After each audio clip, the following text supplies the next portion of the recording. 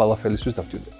250 გრამი მშრალი მუხუდო, დაახლოებით 2 გრამი მშრალი ქინძი, 2 კბილი ნიორი, 5 გრამი პიტნა, 30 გრამი ოხახუში, 30 გრამი ქინძი და 60 გრამი მწვანე ხახვი. და რა თქმა უნდა, მარილი გემოვნებით. როგორც მანდა ვახსენე, მუხუდო ჩავალოთ წყალში, უნდა დაიფაროს წყლით და დაახლოებით 8 საათი უნდა ქონდეს ჩალვებული.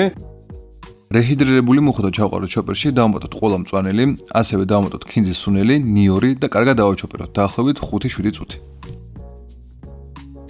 ესე ჩვენი ფალაფელის ფასი, ახლა დაახლოებით 9 საათი დავასვენოთ. კარგად გავიჟდეთ გემოები და რაც დაჯდესავით და გამოუშვეს წვენები. შემდეგ უფრო ადრეული შესაკრავი იქნება ბურთულები. დაახლოებით 9 საათი დავსვენეთ, დავიწყებთ დაბურთავებას ფალაფელების რო შევწყვეთ შემდეგ. და სანამ ისვენებს, მანამდე შეგვიძლია რომ გავაცხელოთ ჩვენი ზეთი 180 გრადუსამდე.